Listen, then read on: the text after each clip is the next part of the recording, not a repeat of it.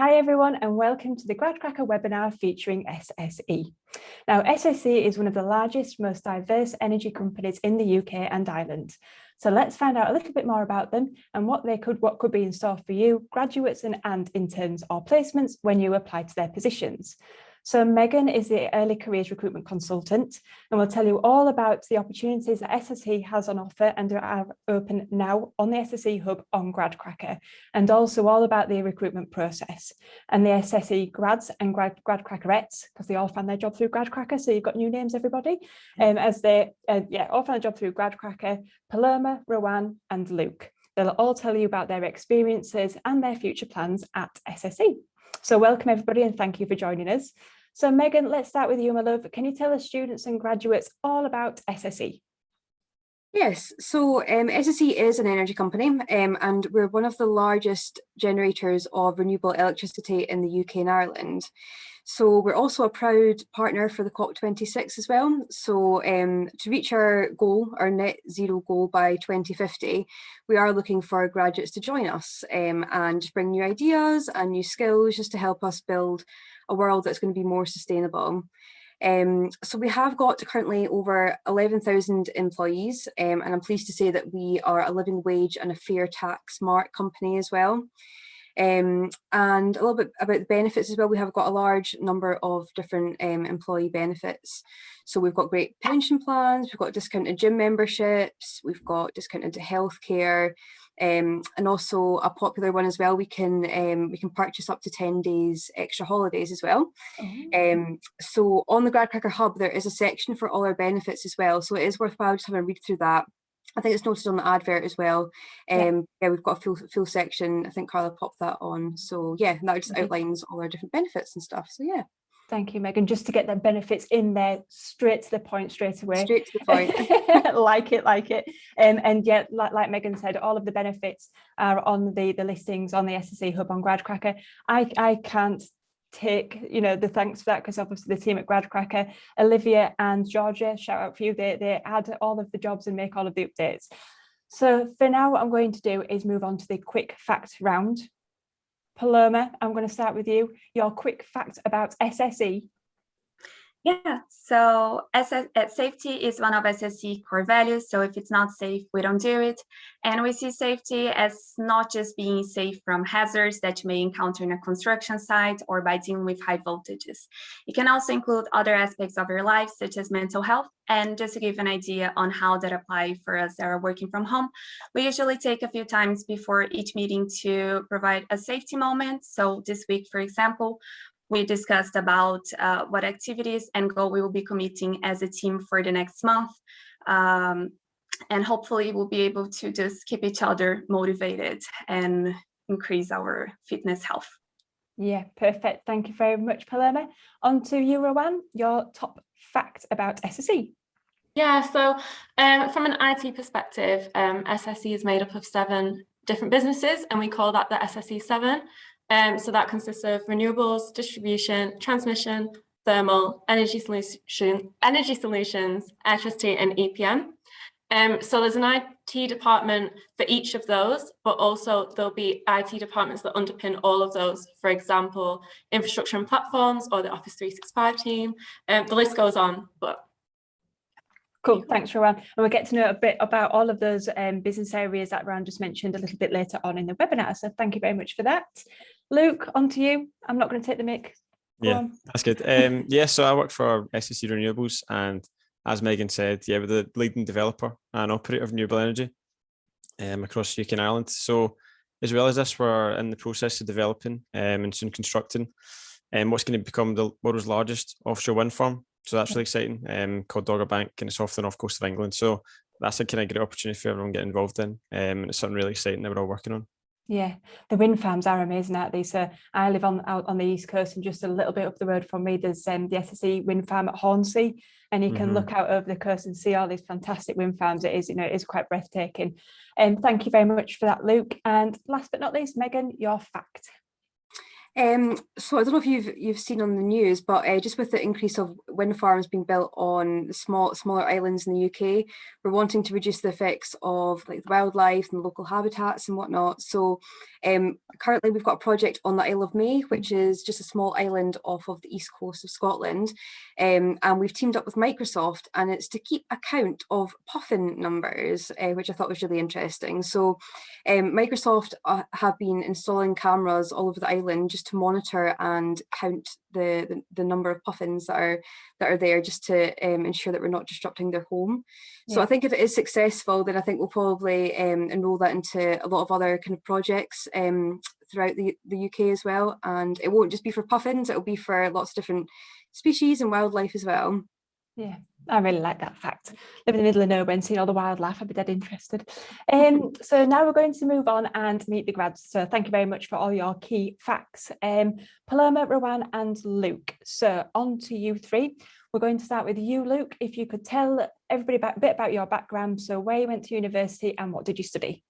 Yeah, no problem.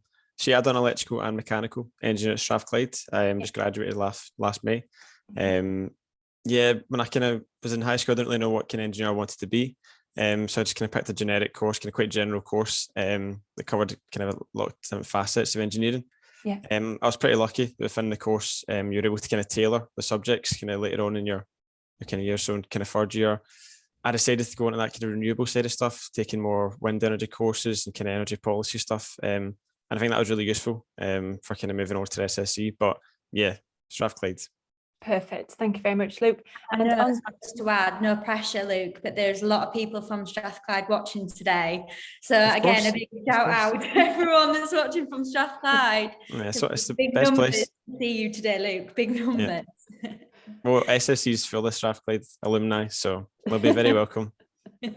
We're having a chat before this webinar. We're talking about geography and locations, and Luke, I'm not sure you're into bus, but I'm a little bit. So Luke thought that Leeds was on the coast, and I was like, no, sweetheart, it's kind of quite central. Luke's like, I don't know anything about England. I was like, fair point, mate. I'll take that one. who cares about England? Exactly. So on to right. I'm going to now, Paloma. I was going to go on to you, but Rowan, on to you. So where did you go to university, and what did you study? Yeah, so I went to Lancaster University and I studied an integrated master's in pure maths. Like Luke, I didn't really know what I wanted to do after university, but I found that IT was great in terms of problem solving. That's what I really enjoy about it. So that's how I knew I wanted to work in IT. So was there a large part of IT involved in your maths course then? Or is not really, no, not at all. I mean, at university, I mainly studied abstract algebra and calculus, pretty much. So pure maths, there was no applied maths at all, no IT, no data science I did, but I just loved the problem solving, trying to find a solution. So that's why I wanted to go into technology. Oh my Lord, algebra just sends me to cold sweat.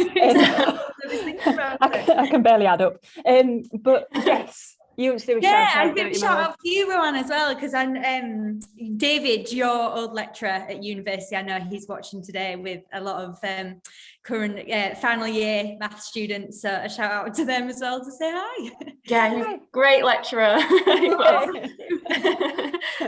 Oh, cool. Thanks, Rana. Thank you, David, for watching, and shout out to Lancaster as well. Paloma, so a bit of a different story of you. So where did you go to university and what did you study? Yeah, I am originally from Brazil, so I went to university there and I did my undergrad in electrical engineering at the Federal University of Minas Gerais and graduated in 2019. And after that, I did a master's in sustainable energy futures at Imperial College London that I finished last year. Perfect, thank you, Paloma. And what made you decide to come over to the UK and study for a master's here? I would say it's because of the net zero targets that we have here in the UK. It's very strong and the industry is very developed here. So I was very keen on just getting the experience of this industry here. Perfect. Thank you very much, Paloma. So now we're going to move on to speak to the grads about why SSE. So why SSE, and what about SSE did they find quite interesting on the GradCracker hub? So Luke, I'm going to go back to you. So why SSE, and what specifically about the SSE Hub on GradCracker did you like the most? Yeah, no worries.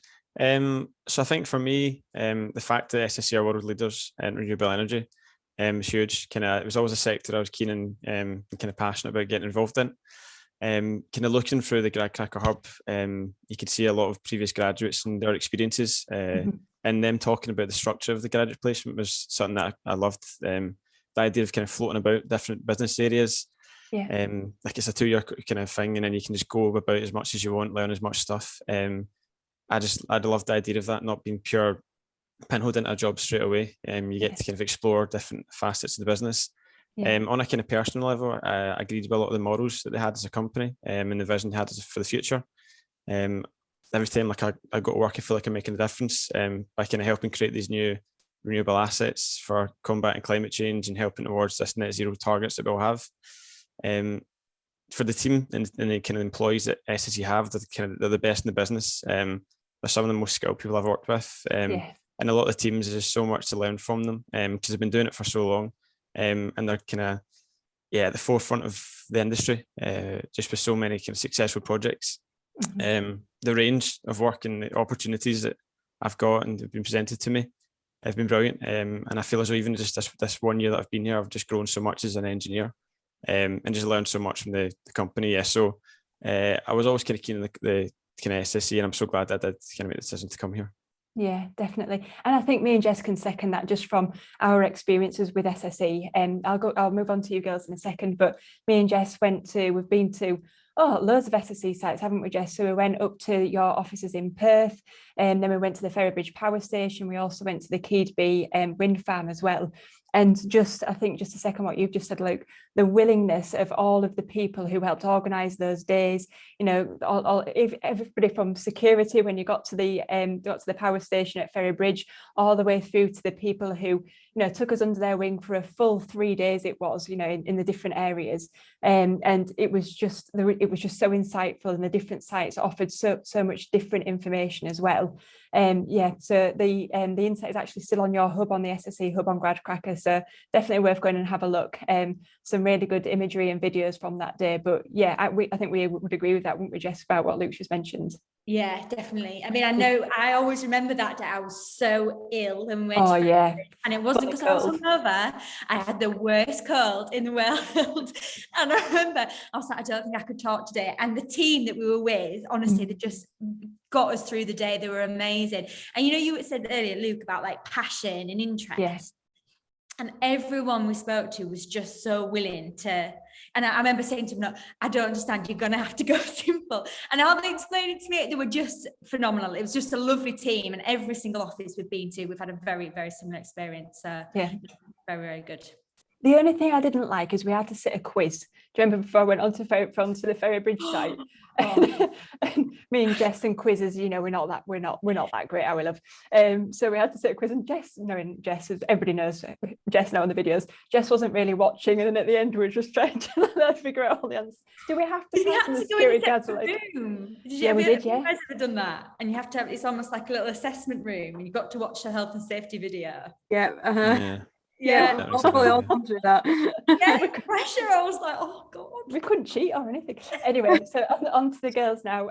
So Rowan, same question with you, just to remind you, why SSE and what was so exciting about SSE on the GradCracker hub, please? Yeah, so aside from the amazing sustainability goals and supporting that through technology and enabling the business to reach those goals, I also wanted to work for a company that is known as being a fair and inclusive employer.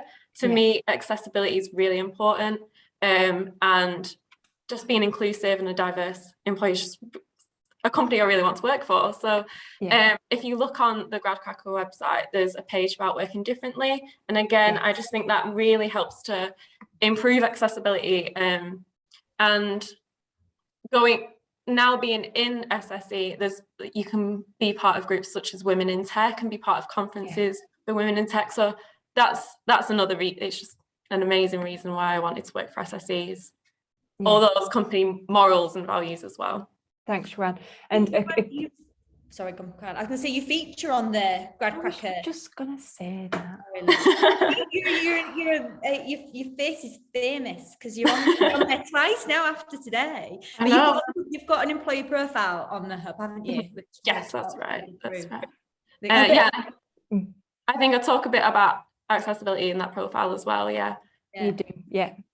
And, if I was you, Rowan, I'd be a bit miffed about, Luke and Paloma, because they should have said that their favourite bit on the Grad Cracker Hub is your profile. Well, no, Luke, you said that. You said you liked the employee profiles. Yeah. Specifically, not Rowan, though, was it? Sorry. Thank you very much for that, Rowan. And Paloma, on to you. Yeah, so I'd say I chose SSE for very similar reasons than Luke and Rowan. With my background in electrical engineering and sustainable energy, I just knew I wanted to work for an energy company.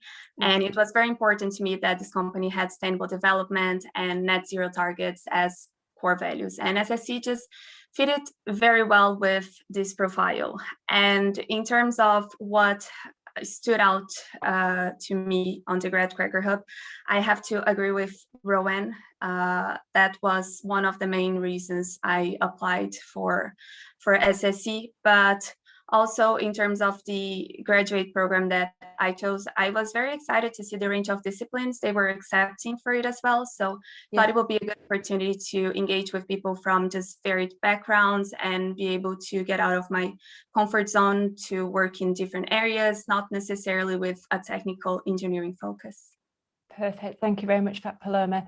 So we've heard from the grads now, obviously, about what attracted them to SSE. So we've had sustainability being mentioned, the range of disciplines accepted, and obviously the graduate programme as well. So I'm going to come to you now, Megan. So your graduate positions are now open. So guys watching this webinar, make sure you watch this webinar thoroughly, think about what everybody's saying, and then get your applications in afterwards.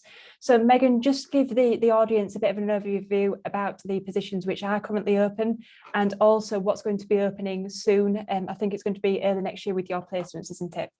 Yes. So we've got summer placements. The recruitment for that won't start until maybe February time. So you can kind of sign up for job alerts for that role, so you can get notified as soon as we go live.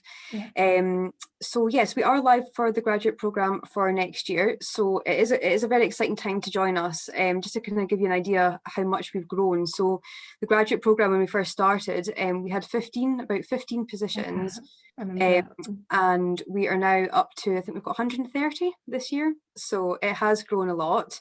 So the positions that we've got this year, so we've got 7 different business areas that are looking to take on graduates. So we've got corporate, we've got networks, within networks is transmission and distribution. We've got enterprise, renewables, thermal, and business services as well. So the vast majority of the roles this year are within engineering. So we have 72 roles for engineering. A large number of these are electrical. However, we obviously do have a range of other disciplines that we would accept, just depending on the different business areas and their different requirements for the different roles. So there's like mechanical, civil, renewable energy, and they're all noted on the advert as well, so you can see them on the hub. We have got commercial roles as well, so we've got 40 commercial roles this year, and a lot of those roles are open to degrees within a STEM discipline as well. And we've also got IT. We've got 12 roles within IT this year. Yeah, IT is something that's come on over the years, isn't it? I remember when you started first advertising with us, must be about 6-7 years ago now. And, IT wasn't massive, it was all engineering, and now throughout the years it's more IT, more engineering. And the word commercial, Megan, some of our students are like, well, what does that actually mean? Could you just give us a bit of a background to the commercial programme? Yeah, so we do have a lot of different roles within kind of commercial this year. So that does kind of cover the IT. We've got renewables as well, and they've got a few different kind of commercial roles. So yeah, I mean, all the information on commercial roles are kind of noted on the hub. But it can be things like business planning, regulation. It can go into more of like the assets within the different departments. It just depends on what business area kind of go for. But yeah, there's lots of different roles for commercial. Yeah, I think there's just something for everybody, isn't there? So any STEM student out there wanting to work for a fantastic employer like SSE, there would be a position that's open for you. So just to manage expectations, Megan, what's the closing dates? What's the timelines? What should students be working towards specifically for your graduate programmes? Yeah, so closing date is the 31st of October, so we've got plenty of time. And then what we'll do is I'll run through the actual kind of process of it all, but we'll have a video interview that'll probably be November time, and then assessment centres that will probably be maybe like the middle of December, probably start of December. We do hope to have all the roles filled by Christmas, but obviously if that was to happen, it would be the start of January. But yeah, that is the kind of rough timeline just now. Perfect. Thank you very much, Megan. So just remember, if you are looking for doing a placement at SSE, follow them on GradCracker to be alerted round about February time when they open up their placements and internships. And if you are a grad, get your applications in now. You know, Megan said it's not long, it's about 30 days from tomorrow, it's the 1st of October. So don't wait until the last minute either, you know, get your planning and prep sorted out and get your applications in. Yeah, Megan, I've got a couple of questions. Yeah, I said I wasn't going to go off piece, but just my heart goes when you say this. I'm thinking, what's she going to ask me? So, for example, you've got the amount of roles you've got. So, say for the one program, is it one graduate per program, or how many people is it per program that you would recruit? Just understand my question, do you know what I mean? Yeah, good question, and it does depend. So say for example, we've got renewables, we've got like I think we've got like 10 roles within renewables for engineering, and each role can be like from a different discipline, so they will kind of like branch off to different parts of projects within renewables. And then the same for thermal, we'll have a few roles within kind of engineering, but then they might kind of stem off. So once the graduates can get their applications in, it will be kind of more clearer throughout the interview process and whatnot, where they're going to be kind of suited depending on what they've kind of studied, all the modules that they've gone through at university as well. So yeah, it depends on what they're kind of interested in. We're happy to kind of steer them. Because it's just the point as well, and it's something that we make the point on the homepage of the website. You know, when students come on to GradCracker, they might see that number of opportunities we've got, but that doesn't equate to the amount of people that can apply, you know, or will get that job at the end of it, because there'll be multiple people applying to one job, but that job might recruit multiple people. Just know what I'm saying? Yeah, I do see what you mean, but yeah, to make that point that you know, when students do come on to GradCracker, you know, don't just think, oh, say 150 people are going to get, you know, the job there. There's going to be more than that. Yes. Yeah, there's I think there's 130 I would say there's 130 opportunities, and then there's like obviously there's the 7 business areas that are kind of recruiting throughout them all. So it does all split up, but yeah. What I thought you were going to ask, Jess, before I move on to the grads, is I think some students might want to apply to more than one of your opportunities, Megan. Is that allowed, or should they just think, right, okay, which is my favouriteest ever one that I want to apply for? Yeah, I would suggest to do as much kind of research as possible on the GradCracker Hub as well, because if you were to go for an engineering role, we can only accept one application from you. Yeah. So it is important to kind of have a read through it and just figure out what's going to be best for you. Yeah, perfect. And look at the profiles, you know, these are the people who are actually doing the job. Yeah. So yeah, do your research. Right, grads, I'm excited. I want to talk to you. So Plumber, I'm going to come to you first, my love, if that's okay. Please, can you tell us a bit about the role that you are currently in?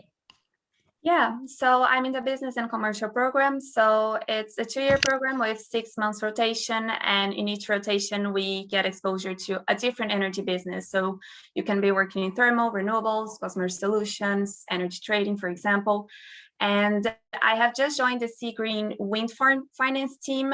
But before that, I was working in thermal commercial. So for example, in thermal, my tasks would vary a lot each day. That will depend on what the team needed support with, but could be analyzing how a change in regulation could impact our assets, could be working on strategy for an auction, could be analyzing asset performance, for example.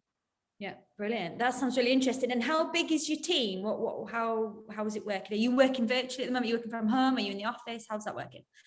Yes, working from home, but I did manage to visit the office one time last week, so that was very exciting. Yeah, it was nice to see everyone. And yeah, how big is your team in the current role you're in now? It's bigger than the previous one, but oh God, I would say around 5 people. Right. Interesting. Oh, that's a nice number, isn't it? So you can get to know each other. Where is your local office in Paloma? So I'm based in Glasgow, but I'm currently working from home in London. Yeah. Okay. Oh, that's a bit of a commute. And then in terms of the 5 people in your team, are they from a mix of backgrounds? Are they a mix of abilities? How's your team look like? What's the 5 people like? Yeah, so it's the finance team. So each person is responsible for a different aspect of the project, I would say. I just joined, so I'm still getting to know everyone, but I'll definitely say it's a mix of skills, and that's really important to get the best success. And how would you find it, putting you in position here, but how would you find joining a new team? Do you find it quite daunting? Do you enjoy it? And how do the team kind of embrace you? How does it work? We normally have inductions when we just join a team because, of course, I just joined a project about a wind farm that I had no prior knowledge about what's going on. So it does, you require a bit of training at the beginning. So the first few weeks can be a bit just heavy. The learning curve is super steep, but after that, you just get the hang of it and just start contributing to the project as well. Brilliant. And that sounds really interesting. Thanks, Paloma. Okay, Rowan, I'm going to come to you next. Same question. What current role are you in at the moment, and what's it like? So I actually joined a new role this week, so it's day 4. Wow. But I'm currently in EPMI, which is our Energy Portfolio Markets and Investment business unit. And my role is as the Business Relationship Manager, which is also known as Business Partner. And that person kind of connects the business to IT, helps set up projects, manages the budget, that sort of thing.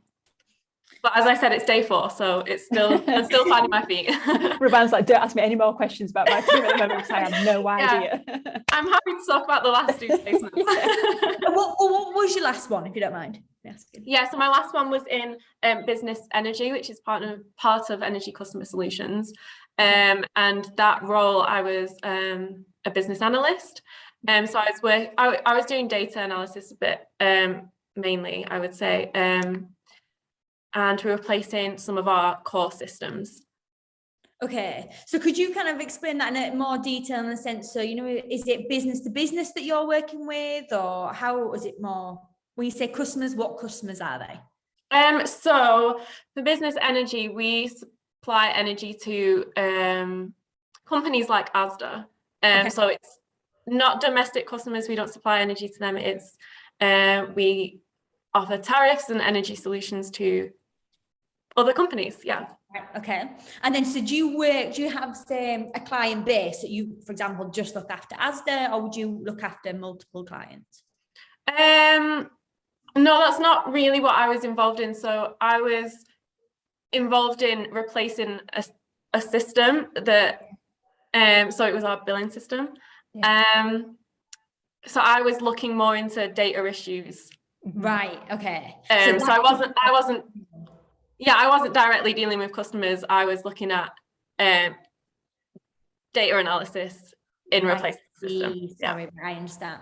So is there anything that would you say that you achieved doing that made quite a significant change, or is there anything that you were involved in, you thought, oh, that's quite a good improvement?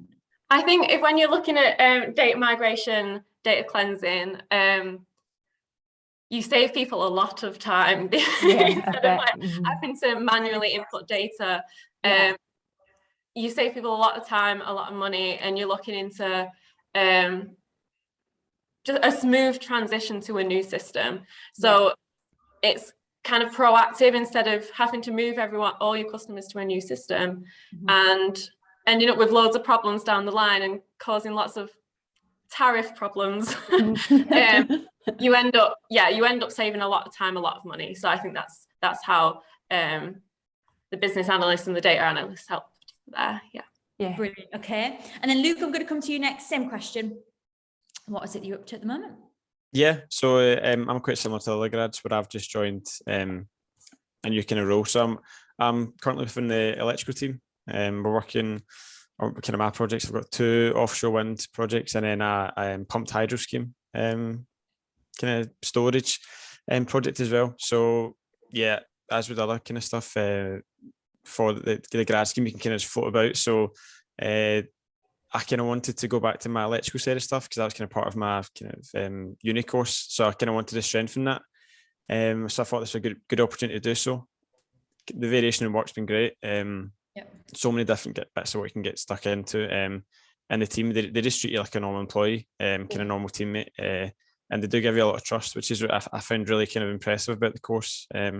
Is kind of the weight of the work they give you. It's not kind of insignificant kind of admin stuff. It's really you put your name to it. It's just your kind of neck on the line. It's just that's what makes you kind of get that real experience.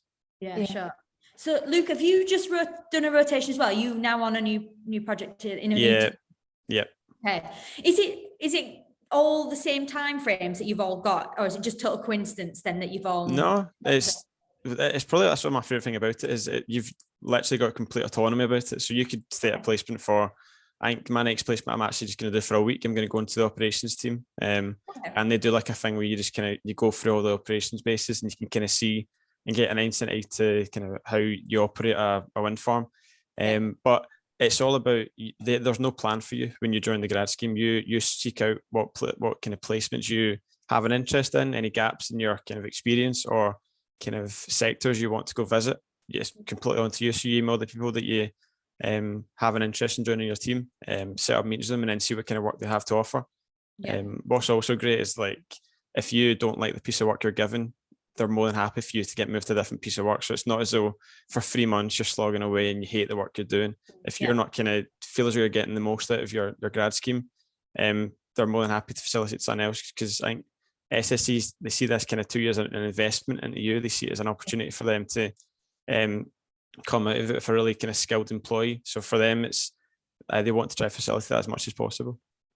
And in that 2 years, then you can rotate as many times as you wish. So you're saying you're doing a week, which is really quite short. Is that the shortest experience? Yeah. So from my kind of experience, I'd usually stick to at minimum 3 months per placement. I think that's kind of what I've done for my previous ones. I kind of done 4 months for each of them, and that's the kind of the correct time, because if you want to get in some meaty projects, you need that time to kind of develop them and get your teeth kind of stuck in, and it does take a while for you to get up to speed with stuff. So when you join a new team, it's not as though you've instantly got the kind of background knowledge and the skills to be able to function in that team. It takes you kind of a couple of weeks. So I'm kind of 2 weeks in and I'm still kind of finding my feet in this new placement. So it will kind of take you a while to kind of settle in, and the team that you work with are kind of great for that. But I'd suggest kind of 3 to 4 months for each placement. I was just kind of lucky that the one that I've kind of looked for the week is just kind of an intensive course that they're kind of used to doing. It's a good opportunity for us. Yeah, brilliant. It sounds great. Megan, I'm going to come to you next, just about the training support that is offered to the grads in the first few months. And could you give us an outline of what that looks like typically for the graduates' kind of first experience? Yeah, so I mean, I think probably the graduates would be best kind of going over that, because from a recruitment side of things, we don't have too much involvement, because we kind of pass it on to the graduate, like the program mentors and things like that. So, so I mean, all the graduates do get the most support that they can possibly get, and they do have like a training plan, but yeah, once we've kind of got them into the business and stuff like that, we're not too involved with the training plan. So I would probably say that is something that the graduates have more of a grasp on. Okay, well, I'm going to cover training. What we'll do is we'll come to training now, and then I'll come back to ask about projects and things. So coming back to you, Paloma, then, if you could just tell us a bit about, from a personal point of view, what piece of kind of training have you received, or that you kind of enjoyed the most, or you thought, really resonated with you, that you thought was useful? Yeah, I think the training that I enjoyed the most was one about energy trading. I had just joined the company, and for part of the training, we were divided in groups and we were given some scenarios with weather forecasts, recent events related to the energy market, and we had to decide whether we wanted to buy or sell energy in the market and how much. And we had to make the decision super quick. And it was really just to give us a flavor about the many things a trader needs to take into account before making a decision, and just how complex the energy market is. And my next placement will be in this area. So I'm really looking forward to working there and just experience this firsthand. So Paloma, just going to delve a bit there if I can. So what did you learn from it? Can I ask, did you make the right decision? What did you learn from it? I can say my team did not win. Okay. we weren't in last. So that's fine. It wasn't too bad. But it's the taking part that counts, isn't it, at the end of the day? Yeah. It is. And Paloma, can you give us a bit of maybe a hint and tip here, or what would you say the biggest factor? You've mentioned weather conditions and things like that. Is there anything else that was a factor that you didn't really think of or consider, or that can affect it massively? Oh God, that would depend the scenario, but like I said, the energy market is really, really complex, and I don't have a lot of experience in it for the moment, but it's amazing the amount of factors that could influence this. I bet. Amazing. It's so interesting as well. Yeah. But you're looking forward then to your next placement. Yes. Well, good luck with it. Good luck. And Rowan, could I come to you? Yeah. So training, what kind of training have you experienced so far that you found most useful? I was going to talk about the energy training as well. I saw you smiling. I thought, Did you win? Did you win? Did your team win? No, we didn't win either. But it was really, really interesting and really valuable, especially since for an IT graduate can go into any different business unit. It really gave us an insight into what's going on, what affects the traders, and why the systems are so critical. Yeah. But there's lots of other training as well. I mean, in IT, there's lots of agile training, which is an IT kind of way of working, a practice. But we also get free Azure DevOps training, cyber security training. There's so much on offer, and there's just so much on offer. It's hard to talk about what there is. That's good that there is a breadth of training kind of platforms there for you all to use and experience. How does it work? Sorry, I was just going to ask you, is it all individual, like one-on-one training, or is it group training as well? What would a student be expecting when they join the program? In IT, there's a lot of group training. There's lunch and learns and things like that as well, which are really good. So you might have 200 people all doing the same training at once at lunchtime. But there's also individual training. I was also going to talk about in IT, you have a learning and development manager, and they will look at your placement and look at what ITIL, I can't remember what ITIL stands for, but it's it's IT practices, and they will say, oh, you've been able to meet this standard. So that helps you in your own personal and professional development as well. And how does it work then, I'm guessing you're getting mentors, do you get to liaise with other grads as well? Do you have peer-to-peer kind of sessions? How does that work? Yeah, so I do have a mentor who's come off the grad scheme as well. He's a senior data analyst. So we have meetings every other week, and he'll help me with literally anything, from what placement should I go into next, or I'm not sure how to solve this problem. The mentoring in IT is really great. That's really good. Luke, can I come to you next? Same question. I'd love to pretend that I won the trading thing, but I didn't either. You should have said that you won. No, I think I was in actually. I might have been Paloma's team actually. Yeah, so within SSE, I think the training is great. It's usually quite frequent that you get kind of big training sessions done, and it can kind of vary from the big ones that we had together with the trading kind of one, or it can be kind of smaller groups. I think one I done last week was around resilience and change, and that was kind of techniques for dealing with kind of change in your life, how you can go about kind of dealing with it, whether that be kind of minor or kind of major, kind of getting laid off or kind of issues like that. And that was really interesting because a lot of the kind of training things are stuff you don't realize are beneficial to you. And they are really good. There's also kind of, it's interesting because you can get as involved as you want to. So a lot of the trainings are compulsory, but there's some where there's a thing that SSE run called the Week of Learning. And it's just a week-long kind of process where they run different seminars the whole week. And every day there's a different kind of topic. So whether that be kind of dealing with change, like all these different things, and you can just sign up for the sessions. So it's like if you want to kind of fill in some kind of voids you think you have, or kind of areas that you need to improve upon, there's always kind of room for you to do that. As well as this, there's more kind of academic stuff. So I think we've got a thing called Virtual Astrage, and it's this kind of platform that it's kind of more professional learning, but you can sign up for that, and it's like you can go to management courses, you can go to kind of business development courses. And this is something that they encourage kind of in the first couple of weeks of you joining, and kind of sign up for this. And when you have spare time, just going through these courses because they are so beneficial. And yeah, you can learn so much from them. Yeah, that's good. Are you wanting to become a chartered engineer? Yeah, so that's something that SSE are great with. So I've been assigned a mentor for the IET, so that's the Institute of Electrical and Technology, I think that's what it's called, not sure. But yeah, they take you through. So every kind of couple of months I have a meeting with him, and for each placement you review your status, kind of the evidence you have for that kind of, whether I think there's like 4 different levels of skill you have, whether it's kind of beginner, kind of practitioner, all that kind of stuff. And with each placement you develop your skills, you give evidence based upon how you think you've done for that specific skill.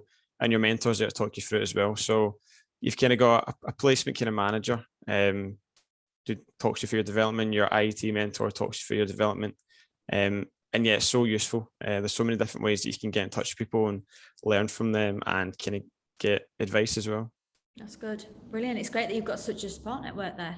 Yeah, no, I think that's one of the best things. You've got a graduate manager, then you've got a mentor, then you've got home placement manager, which is kind of from your first kind of placement, is kind of where they hope that you could end up in the end. And then with every kind of placement, you have people assigned to you, kind of supervisors and managers as well. So there's always kind of people to go to, and you never feel isolated. You always feel as though there's people you can contact. That's good. Yeah, I was just thinking when we went up to Perth, we met that young grad, and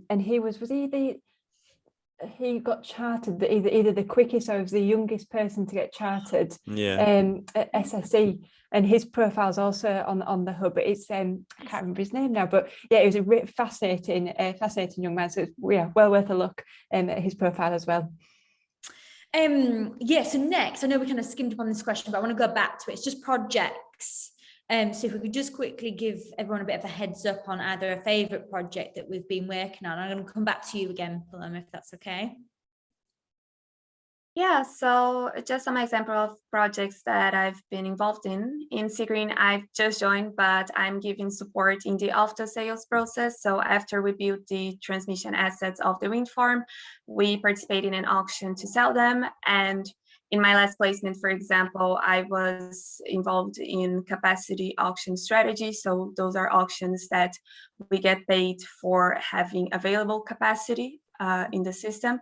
And also, for example, one of the tasks that I did on my last placement was to use VBA and Power BI to generate automated monthly reports that would enable us to analyze asset performance. So that was very interesting. Oh, I bet. Question there, Paloma. You know, say, for example, you create a whole field of wind farms. Would you sell the whole set of wind farms, or would you sell auction off different wind farms to different companies?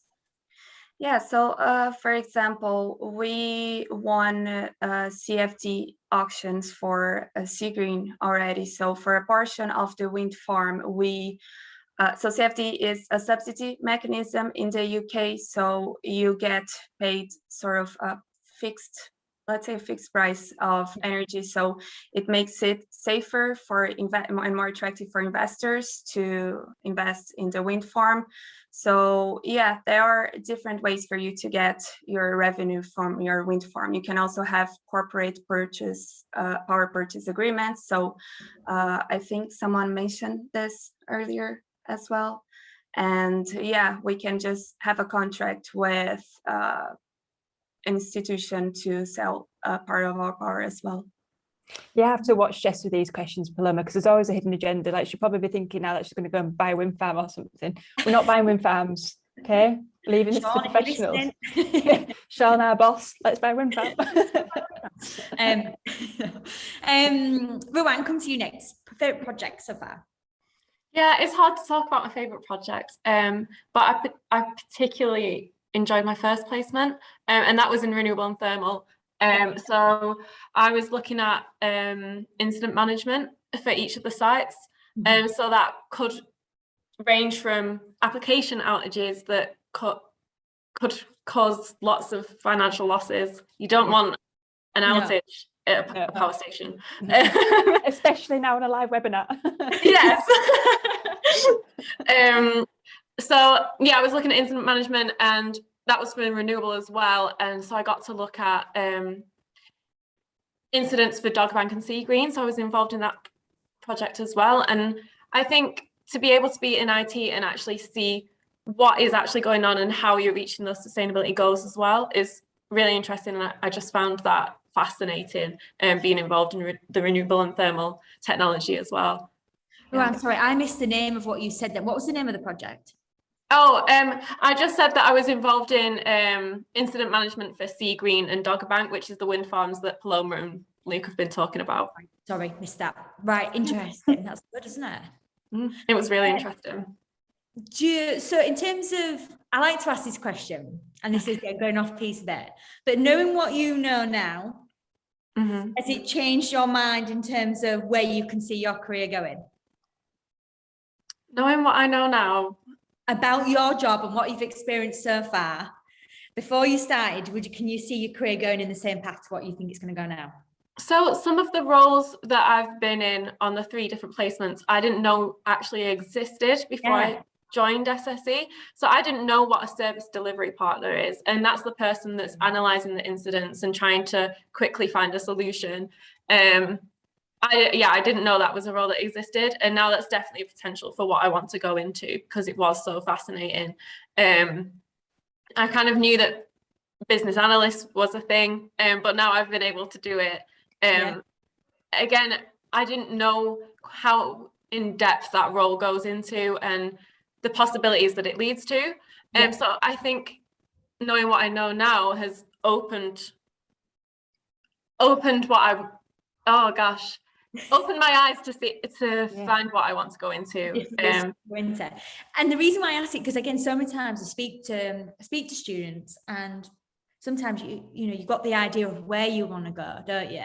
But sometimes gaining that experience can either change your mind or open up doors to different opportunities that you could never imagine yourself and go into. So I always say to the students listening now, don't shut any doors, keep all your options open, consider all the employers, all the opportunities, because for example, they could be listening to this now and never really considered SSE before, but thinking, wow, I can definitely have a career here.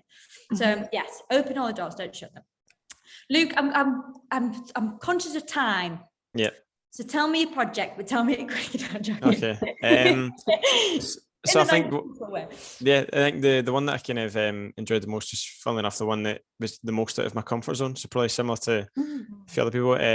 The one that wasn't even kind of engineering based. I went into corporate affairs and regulations within networks. So that was kind of more finance and interpersonal skill based. And that's what I love about the grad scheme, is the fact that you can try stuff that you've never tried before. So this was kind of more to do with finance and kind of dealing with different people, kind of liaising with MPs, and it was building the business plan for SSE.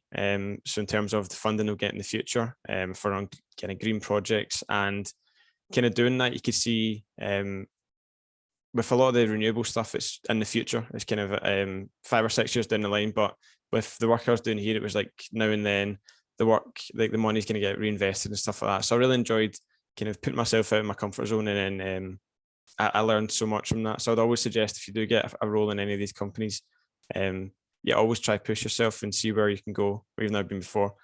Yeah, that's a really good bit of advice, and this is why as well, doing a placement, doing grad programs like this, it's all about getting that experience, isn't it? And then, again, up my analogy of open these doors, keep them all open, don't shut. Futures, I think, is it next, Carla? I feel a bit unfair because you've all just started on your next placement, but future plans, have we got anything that spring to mind that you think, oh, I'm going to do this bit of training moving forward, or my next placement is going to be this, even though you've just started your current placement? But what's in store for the future, even if it's 5 years down the line or tomorrow? And I'm going to start with Rowan for this one. Oh, yeah, I don't have an answer. Yeah, I mean, I'm focusing on this. For me, my placements are a bit different. In IT, they're 6-month placements. So I'm going to focus on this 6-month placements. Really focus on that business relationship management role.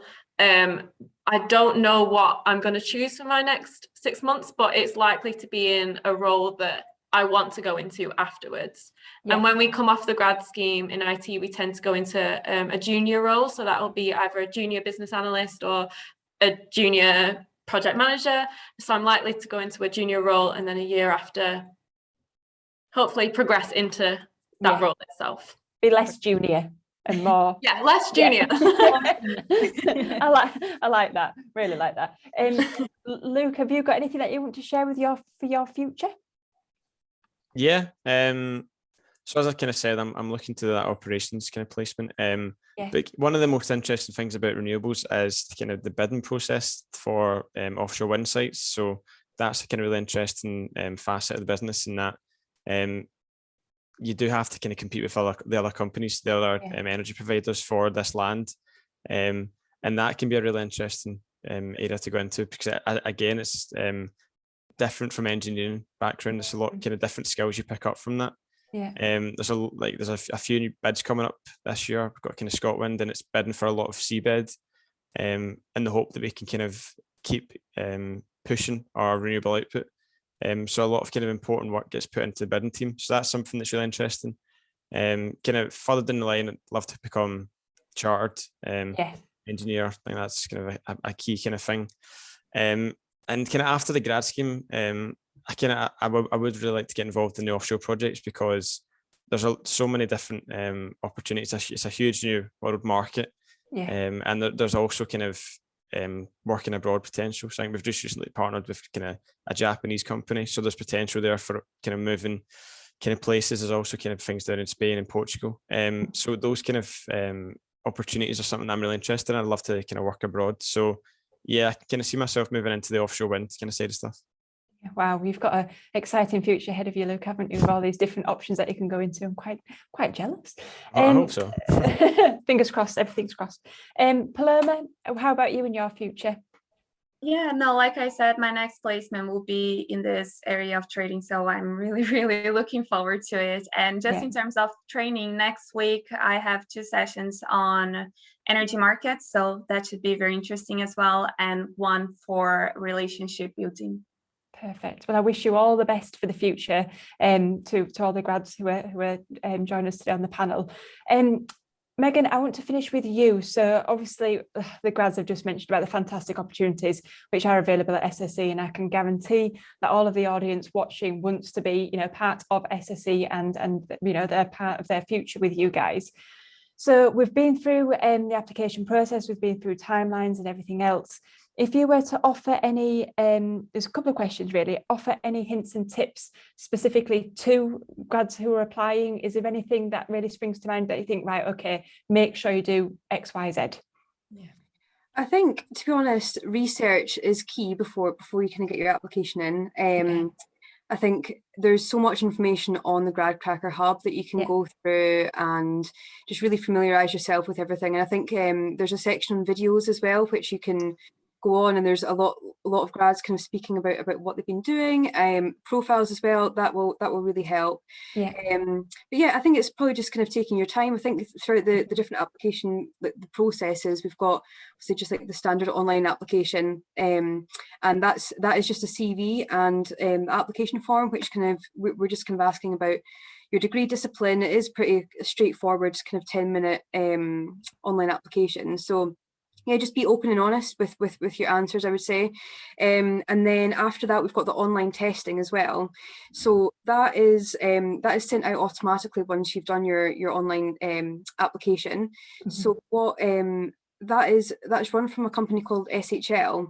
So what they do is they actually send out 2 practice tests that you can do prior to doing your own online test, which I would recommend doing, just so you can familiarise yourself with like the format, the system itself, and just take your time to actually kind of go through them. So the tests, one is a judgment test. So it's just it will give you like a few different scenarios about some of the graduate situations that you might find yourself in, and then you'll also get a numerical and problem solving test as well. So yeah, I would just say just take your time, just try and prepare as much as you can. What we do is when we send out the invitation, we'll include as much information as we can, so it does give you time to prepare and whatnot. Again, with the video interview, this is a pre-recorded video interview. So basically the system will ask you your question, it will give you time to prepare, and then it will record your answer, and then we review it. So that is the next stage after the online test. So again, I would just say, just take your time, just do your research, and just kind of utilize the prepare time as much as you can.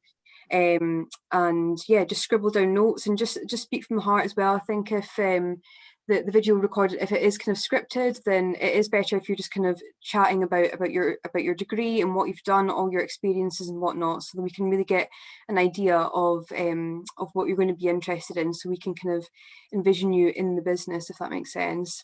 Yeah, it's all about people's personalities as well, isn't it, Megan? It's not just about giving the right or wrong answer. It's, you know, if you're going to fit in the team and everything else, it's really how you come across and how excited you are to be wanting to join SSE.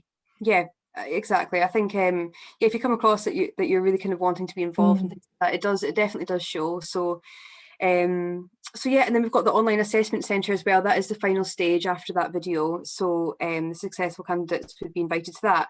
So it depends on the business area, but there are a few different options. So it could be like a group exercise, possibly a presentation, and then like a one-to-one interview as well. So again, I would say that we will give you plenty notice for this as well. So it gives you time to get your presentation all sorted, and yeah, and you can just do as much research as you can.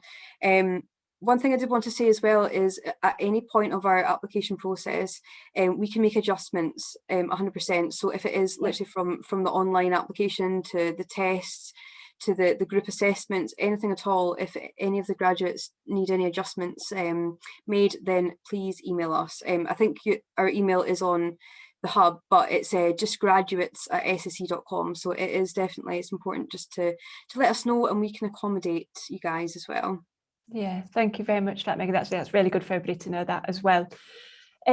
So what I'm going to say is, you just sprung something to mind, the GradCracker toolkit as well, Megan. So when you're doing your research, that Megan just mentioned, SSE sponsor 2 sections of the GradCracker toolkit. So it's well worth a read, just to make sure that you know about all the different business areas.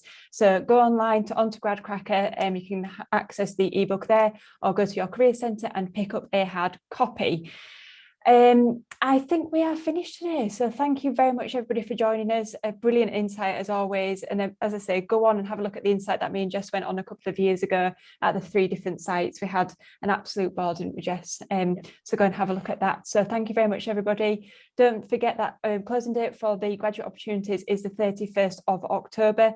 Get your applications in as soon as you can. Mention to Megan and the team there, Charlene and Hazel, that you've watched this GradCracker webinar. You know, they want to know that you've done your prep and you are excited and giddy about joining SSE. So thanks everybody. Next week we are joined by Mercedes Formula One. Dum dum dum, drum roll please. And it's quite cute actually, because some of the IPs who are attending the webinar next week actually watched us as part of the webinar last year. So that's why they applied, wasn't it? That's why they applied. So really good success stories today, obviously from our grad crackerettes, and also next week. So join me and Jess next Thursday at 2, and we'll see you all then. But thank you very much today for SSE. Thank you, SSE. Bye, everyone. Thanks, SSE. Bye, bye, bye, bye. Bye bye. Bye.